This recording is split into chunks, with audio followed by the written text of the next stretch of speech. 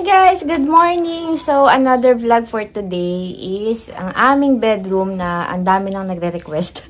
And, tagal na raming hindi na-vlog din to kasi parang matagal din naman talaga kasi hindi ako nagpa-vlog masyado. So, usually yung update sa garden, sa living room, yan ang mga most requested vlogs. Ay! Sedi! Si Sedi ay umakyat, di na nakatiis. Yan. Oh, may dumaan pang car, no? Motor. Yan, be. O, diba? Sabi ni Sedin, tagal naman ako tawagin ni Mame. Queuing. Ayan, i-queue ni Mame. Kaya, sinali niya na ang kanyang sarili. Ayan, kakakainan niya, kaya masaya ang kanyang buhay today. Di ba, be?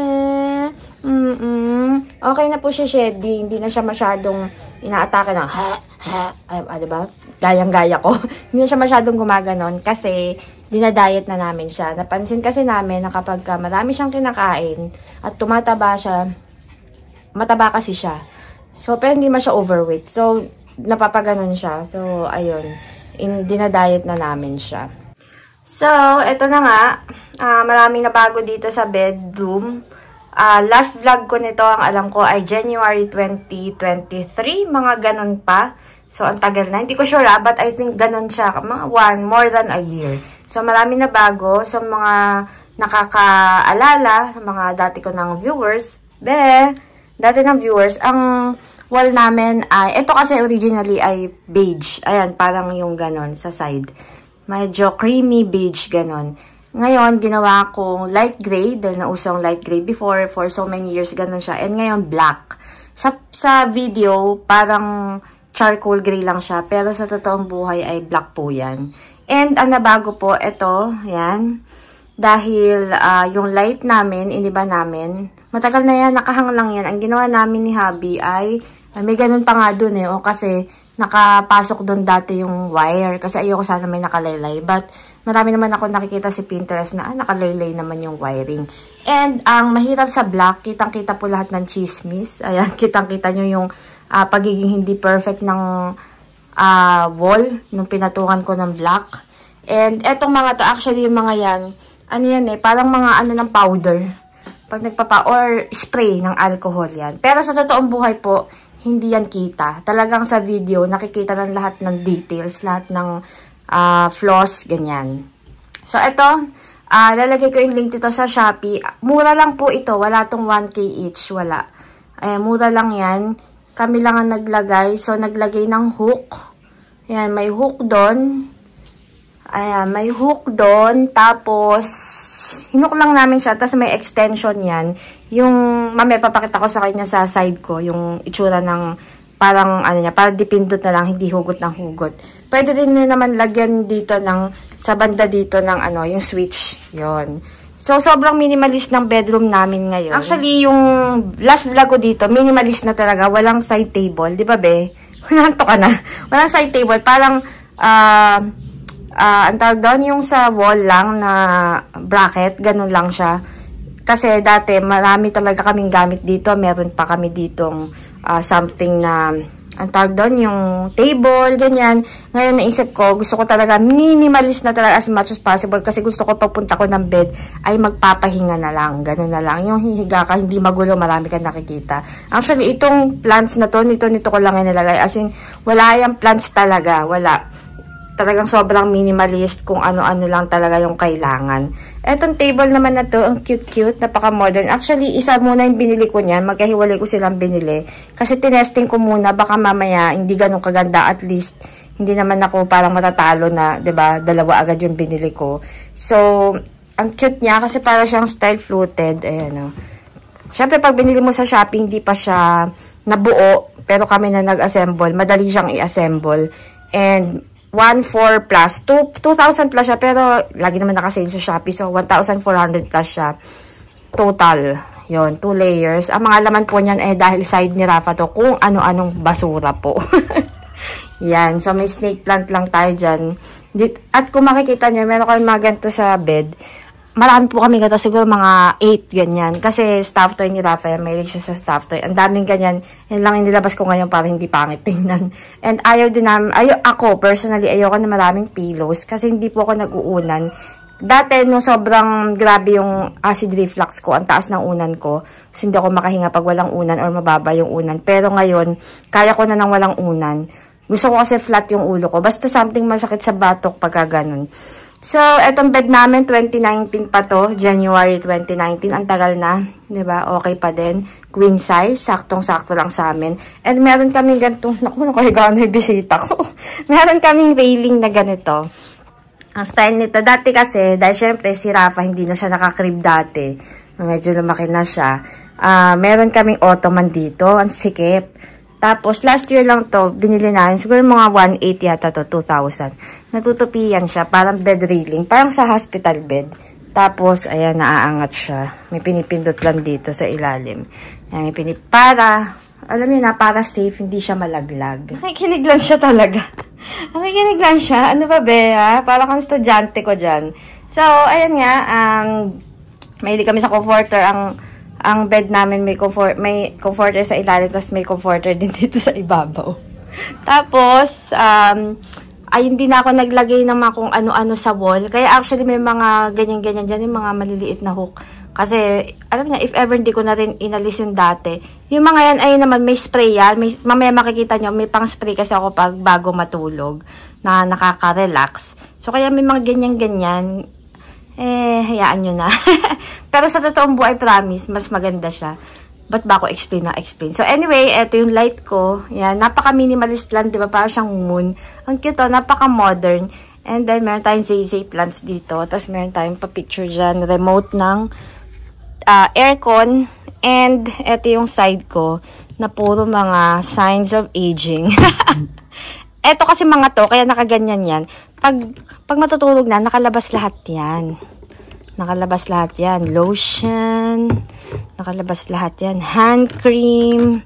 Nakalabas lahat yan. Ito yung pang spray ko pag matutulog. Dr. Teal's sleep spray. May melatonin and lavender churva. Yan. Spray yan. Si Rafa nag-i-spray din yan. Parang nakaka-relax lang siya. Yun. Tapos, meron tayo dyang collagen bago matulog. And mga signs of aging.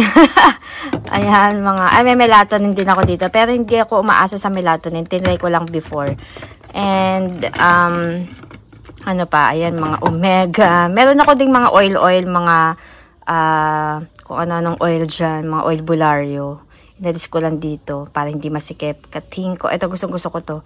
Tapos, meron tayo dyang Vicks. Yan. Ano ba itong isa? Oil din na efficacent. Yan. Yan ang mga litas. Yung mga pantakip sa mata. Yon. Pang headband. Yan.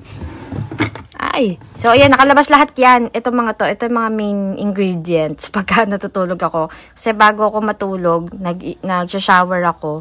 Tapos, para ako nangingilo kapag wala akong lotion. So, kahit nakapag-lotion na ako, kailangan maglo-lotion ako ulit. Parang ganon. Lotion ako ng lotion. So, nakatabi lang yun sa akin. Yan. Dito sa ilalim, mga ano to eh. Malalaman nyo bakit marami akong ganito. Yan, mga ganyan. So, eto na nga yung sinasabi ko na ano. Ayun o. Eto yung pindutan ko para sa ilaw. Ito yung meron na siyang usog natin tong table. Meron siyang ganito. Pindutan. Yan. Yan. Diyan na yung parang pinipindot ko pagka para sa ilaw. Yun. Akala ko nga malaki siya sa actually, pero hindi siya ganun kalaki. Medyo maliit. Sakto lang, pero maliwanag to. Ayoko kasi na nakakasilaw. Actually, pag natutulog, gusto ko madilim. Problema kasi, syempre dahil may bata. Ayan. Dati nga natutulog kami, may lamp na naka-open. Buti nga ngayon, ano na. Pag malapit na matulog, yan ang sinisindihan para isaset na yung mood. Ganun. Tapos, eto po yung side ni Sedi. May pillow siya dito. Nasaan na ba yun? Ayun, may pillow siya dito. Ayan. Yan ang bed ni Sedi. Yan. O, diba? Dito siya katabi. Tapos kung nakikita niyo yung mga post ko, pagka bago matulog, makikipaglambingan muna yan. Dito, aakyat siya dito. Aakyat siya dito. Tapos tabi-tabi magpapaantok muna siya. Tapos inaantok na siya, lilipat na siya dyan. Dito naman sa side na to, dati meron kami ditong console table na mahaba, malaki, pinakostomate ko. Binenta ko na yon. Wala na nakalagay dyan para hindi masikip. So, may wall lang, picture ni Rafa, at may chismis doon, hindi pa tapos kasi naubusan ako ng wallpaper. yung part na yon. Pero pag sinasara yung pinto, ay pag binubukas yung pinto, hindi naman yan kita. Pero, syempre maganda na diretso, diba? So, ayun po yung original paint. Dito, first time ko naglagay ng wallpaper dito sa part na to kasi para all black. Para moody talaga. Gusto ko yung moody na type, parang ganun. Tapos may wall fan lang kami doon kasi dati may stand fan kami, masikip. So, may TV. Yun lang. Yun lang ang nakalagay dyan. Bala ko maglagay ng something dito pero naghahanap ako ng, dati may shelf dyan yung IKEA Lerberg na shelf. Sa curtain naman, kakabili ko lang nitong mga to last year, mga mid last year, August o mga September, ganun. Ang ganda, ang mura, ilalagay ko yung link below. Sobrang mura. Parang 219, 7 feet. Meron din ako binili niyan para sa baba, 9 feet naman doon kasi mas high ceiling doon. Etong mga curtain na to, parang cream siya, cream yung color. Pero kailangan pag bibili po kayo nito, dahil mura naman, damihan nyo. Kasi maganda po ang effect kapag dikit-dikit. So, nakita niyo yung parang mga pang tissue ko doon sa baba, toilet, yung board nila, yung papel sa gitna. Kaya po may mga ganun ako. Kasi kung mapapansin nyo, pantay-pantay yung plates, 'di ba? Pantay-pantay. Kasi meron po niyan dyan. May sikreto yan dyan. Pinakita ko na yun doon sa baba eh. Ayan o. May mga ganun po yan dyan. Para yung tupi, sakto. Yung plate sakto. Maganda yung bagsak. And isa pa, actually, nag-less ako ng isa. Marami pa yan eh. Hindi ko alam kung ilan lahat to. Parang mga 1, 2, 3, 4, 5, 6, 7, 8, 9, 10. Mga 11 lahat yan. 11 pieces. 219, mga ganun lang ang isa. 7 feet po yun na. Swerte naman ako na saktong-sakto yung 7 feet sa height ng namin. Hindi ko na kasi mataas pa yung dyan eh. Hindi ko na mataas yung, maganda sana mas mataas pa yung sagad. Kaso, andun kasi yung lagayan ng aircon. So, ang ganda po, 'di ba, kapag madami. Yung iba kasi napapansin ko pag nagka-curtain sila, parang sa isang ganyan, ilang piraso lang nilalagay. Tas hindi maganda yung pagkakapantay-pantay ng mga ng mga cortina. So, damihan niyo po yung cortina para mas social tingnan. Tingnan niyo, ang ganda tingnan, 'di ba? Mas marami pa nga yan noon, inalis ko lang kasi pag lalabas ako, magdidilig ako diyan sa balcony. Nahirapan ako. Wala akong may usog na ganon, walang maiganon. So, ayan, 'di ba? May space akong isa, may tinanggal akong isa diyan. Lalagay ko po yung link sa description below. Sobrang mura from Shopee. 219 lang each. So, sulit na sulit. Kasi pag bibili ka sa mall, 'di ba, mahal. Pero manipis po siya. Hindi siya blackout. Again, first time namin na hindi nag-blackout curtains. Dati kasi, gusto ko talaga pag natutulog, sobrang dilim. Kasi late ako magising. Late matulog, late magising. Pero ngayon kasi, dahil may estudyante na kami na pumapasok, okay lang kahit 6 o'clock maliwanag. At least alam kong umaga na. 'Di ba? Pero hindi po yan ganun kaliwanag kasi meron kaming nilagay dito na ganyan. Ayan, naglagay ako ng parang wallpaper dyan na foam. Para naman pagka hindi kami gigising ng sobrang aga, hindi pa rin ganun kaliwanag. So, ayun po guys, ang aming minimalist at maliit na bedroom. At saktong-sakto lang sa amin. And, ayun nga, yung curtain. Sobrang gustong-gusto ko to. Kasi, simula lumipat kami dito, naka-blackout curtains talaga kami. Never ko na-experience na magkaroon ng light curtain. Parang almost white na curtain sa bedroom. Kasi nga, lagi akong late magising dati. Ayoko talaga ng maliwanag na bedroom. Ayoko ng... Gusto ko yung, pag natulog ako, yung dilim lahat talaga. Parang ganun. Anytime. So, parang ang laking changes. Ito, pinakamalaking changes sa amin. Ganda, oh. Ang ganda. Manipis lang yung tela niya. Manipis lang. Siyempre, ano naman kayo sa 219, diba? Pero, dahil hindi naman nga blackout at tulad nga sa iba na gustong napaka-aliwalas tingnan ng kwarto, ang ganda na. Lalo na parang black and white gold yung theme ng bedroom. And dati kasi, gray nga to na blackout.